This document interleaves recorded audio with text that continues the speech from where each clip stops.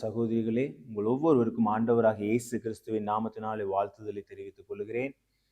இன்றைய தினம் உங்களுக்கு ஒரு ஆசீர்வாதமான நாளாய் அமைய வேண்டும் என்று ஆண்டவரிடம் பிரார்த்திக்கிறேன். இன்றைக்கு நாம் வாசிக்க இருக்கிற வேத வசனம் எபேசியர் 2வது அதிகாரம் 1வது வசனம்.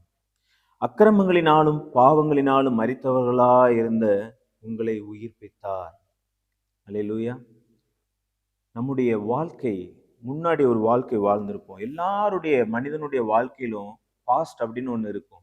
அதாவது முன்னாடி ஒரு வாழ்க்கை ஒன்று இருந்திருக்கும். அந்த வாழ்க்கை எப்படிப்பட்டதா இருந்திருக்கும் என்றால், கிறிஸ்துவுக்கு பிரியமில்லாத வாழ்க்கை, கிறிஸ்துவை அவமதிக்கிற ஒரு வாழ்க்கை, மற்றவர்களால் கேவலமாய் பேசப்படுகிற ஒரு வாழ்க்கை, எல்லா இடத்திலும் சாட்சி இழந்த ஒரு வாழ்க்கை. இந்த வாழ்க்கையிலான முற்றிலுமாய் நம்முடைய ஆத்துமாக்களையும் நம்முடைய சரீர அவயங்களையும் கெடுத்து போடுகிற ஒரு வாழ்க்கை வாழ்ந்து கொண்டவர்களா இருந்தோம். ஆனா ஆண்டவர் நம்மளை உபத்திரவத்தின் குகையில தெரிந்து கொண்டு நம்மளை மீட்டு நம்மளை ரட்சித்து சபையில நிறுத்தி உங்களை ஒரு சாட்சியாய் வைத்திருக்கிறார். அதனால பாருங்க, அக்கிரமங்களினாலும் பாவங்களினாலும் மரித்தவர்களா இருந்த நம்மை உயிர்ப்பித்தார் என்று சொல்லப்பட்டிருக்கிறது வசனம். அப்போ ஒவ்வொரு மனிதனுக்குள்ளும் பாவத்திலிருந்து, சாபங்கள்ல இருந்து, அக்கிரமங்கள்ல இருந்து உயிர்ப்பிக்கப்படுகிறது என்பது ஒரு உன்னத அனுபவமாய் காணப்படுகிறது. அப்ப அந்த உயிர்ப்பிக்கிற அனுபவம் என்பது அது ஒரு நாள்ல நிறைவேறுகிற ஒரு அனுபவம் அல்ல. நீங்க நினைக்கலாம், நான் இந்த மாதிரி பழைய காரியங்களை நான் என்னை குறித்து நான் பழச ஆராய்ந்து பார்க்கும் பொழுது, நான் மிகப்பெரிய குடிகாரன், இன்றைக்கு என்னிடத்துல குடி இல்லை. நான் மிகப்பெரிய போதை பழக்கத்துக்கு அடிமைப்பட்டவன், இன்று என்னிடத்துல போதை பழக்கத்துக்கு அடிமைத்தனம் இல்லை. அதல்ல பிரியமான சகோதரனே, சகோதரியே. அக்கிரமங்களினாலும் பாவங்களினாலும் மரித்தவர்களா இருந்த நம்மை உயிர்ப்பித்தார் என்கிற வசனம் அது எப்பொழுது நிறைவேறும் என்றால், அனுதின வாழ்க்கையில நம்முடைய ஆவி ஆத்துமா சரீரத்தை அவருடைய ஆவியோடு இணைத்து கொண்டு அனுதினமும் செயல்படுத்தி கொண்டே வரும் பொழுது, அப்பொழுதுதான் நம்மால் என்ன பண்ண முடியும்?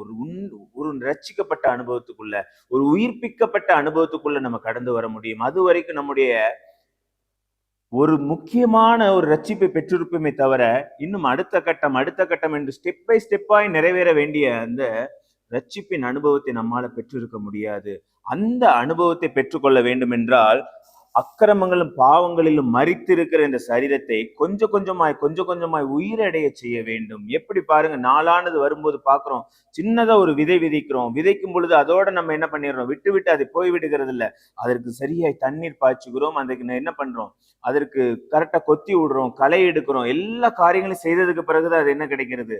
அந்த செடியோ இல்ல அந்த மரமோ வளர்ந்து அது கனி கொடுக்கிறதா இருக்கிறது. அதே போலதான் இந்த உயிர்ப்பிக்கிற அனுபவமும் ஒரே நாள்ல இது நமக்கு நிறைவேறுகிற ஒரு அனுபவம் கிடையாது.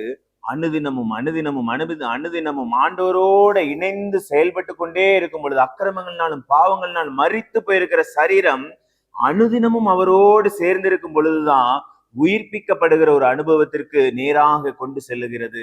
அது வரைக்கும் நமக்கு உயிர்ப்பிக்கிற ஒரு அனுபவம் நம்முடைய வாழ்க்கையில கடந்து வர போவதில்லை. அந்த உயிர்ப்பிக்கிற அனுபவத்துக்குள்ள இருக்கும் பொழுதுதான் ஆண்டவராகிய இயேசு கிறிஸ்து இந்த பூமிக்கு ராஜாவாய் கர்த்தாவாய் வரும் பொழுது நாமளும் என்ன பண்ண முடியும்?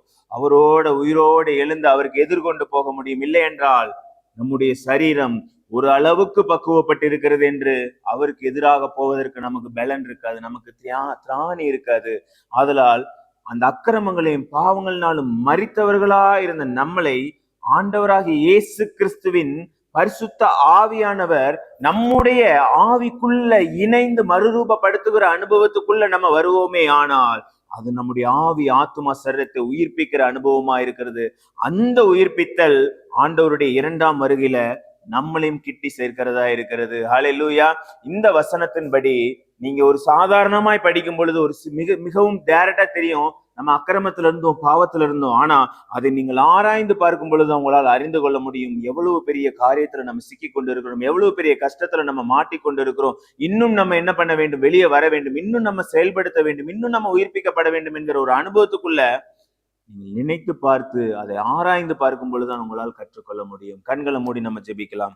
நல்ல ஆண்டவரே, உம்மை துதிக்கிறோம், ஸ்தோத்தரிக்கிறோம் சுவாமி. இதுவரைக்கும் அப்பா நாங்கள் பெற்றுக்கொண்டிருந்த ஒரு சின்ன ரட்சிப்பை நாங்கள் உயிர்ப்பிக்கிற அனுபவமாய் நினைத்து கொண்டு இருக்கிறோம் சுவாமி. ஆனால் அது அல்ல, தேவனுடைய ஆவியும் அப்ப எங்களுடைய ஆவி ஒன்றோடு ஒன்றாய் இணைந்து அவருக்குள்ள நிலைத்திருந்து ஒரு உயிர்ப்பிக்கிற ஒரு அனுபவத்துக்குள்ள வளருகிறது தான் ஒரு உண்மையான அனுபவம் என்று பார்க்கிறோம் சுவாமி. ஏசப்பா, அப்படிப்பட்ட ஒரு அனுபவங்களுக்குள்ள எங்களை கொண்டு வாங்க. எங்கள் ஆவி, ஆத்மா, சரீரம் எல்லாம் உயிர்ப்பிக்கப்பட்டு ஏசப்பா உமக்கு பிரியமுள்ள வாழ்க்கையை வாழ எங்கள் தேவனாகிய கர்த்தர் எங்களுக்கு கற்றுத்தந்து எங்களை ஆற்றி தேற்றி வழி நடத்த போகிற தயவிற்காக உமக்கு நன்றி செலுத்தி, இப்பொழுது எங்கள் இருதயத்துல வந்து நீர் வாசம் செய்யும், எங்களை உயிர்ப்பிக்கிற அனுபவத்துக்குள்ள கொண்டு செல்ல வேண்டுமா ஜெபிக்கிறோம் சுவாமி. ஏசப்பா, விலையேற பெற்ற ரட்சிப்பை நாங்கள் இழந்து விடாதபடி அப்பா உம்முடைய வருகையில நாங்களும் காணப்படும்படியா எங்களை எடுத்து பயன்படுத்தும். எங்களை அப்பா சீர்படுத்தி ஸ்திரப்படுத்தி நடத்தி அருளும். முற்றுமுடிய ரட்சித்து பாதுகாத்துக் கொள்ளும். உம்முடைய வருகையில நாங்கள் உயிர்ப்படைகிறவர்களாய் எங்களை மாற்றும். மரித்தவர்களாய் நாங்கள் நிற்காமல் உயிர்த்தெழுந்தவர்களாய் அப்பா உம்மோட கூட அப்பா வாசம் செய்கிறவர்களை எங்களை மாற்ற வேண்டுமா ஜெபிக்கிறோம். சகல துதிகன மகிமை யாவற்றையும் உமக்கு ஒருவருக்கு ஏறெடுக்கிறோம். இயேசுவின் மூலம் ஜெபிக்கிறோம் நல்ல பிதாவே. ஆமேன், ஆமேன். God bless you. God bless you.